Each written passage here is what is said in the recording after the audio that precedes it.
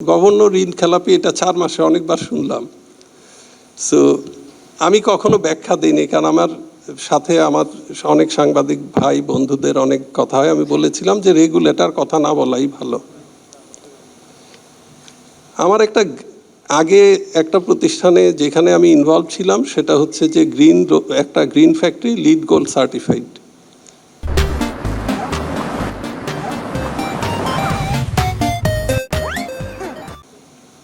দুই ধরনের, একটা হচ্ছে ওভারডিউ হয়, সেটা এক জিনিস, আর একটা হচ্ছে খেলাপি বিএল হয়ে যায় যখন। আজ পর্যন্ত সেই ফ্যাক্টরি একদিনের জন্য বন্ধ হয় নাই, আজ পর্যন্ত সেই ফ্যাক্টরি একদিনের জন্য এক্সপোর্ট বন্ধ হয় নাই, আজ পর্যন্ত সেই ফ্যাক্টরির 1 মাসের জন্য বেতন ডিলে হয় নাই, আজ পর্যন্ত সেই ফ্যাক্টরি ব্যাংকের কাছে 1 টাকা ঋণ মৌকুফ চায় নাই। শুধুমাত্র যেটা হয়েছে, সেই ফ্যাক্টরিটার প্রথম স্যাংশন ছিল এফএসএসপি প্রজেক্টের আন্ডারে, যেখানে সুদের হার ছিল 4%।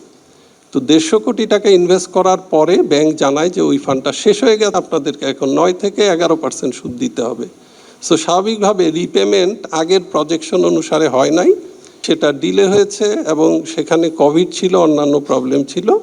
তবে এইটা নিশ্চিত থাকেন যে আমরা কখনো 1 পয়সা 1 টাকা ঋণ মৌকুফ চাই নাই, ঋণ নেইও নাই, এবং সেই প্রতিষ্ঠানের মধ্যে 100 কোটি টাকার উপরে ব্যাংকে পরিশোধও করে দিছে। সো আমরা আসলে বলতে বলতে একটা মিথ্যা কথাকে সত্য অনেক সময় করে ফেলি।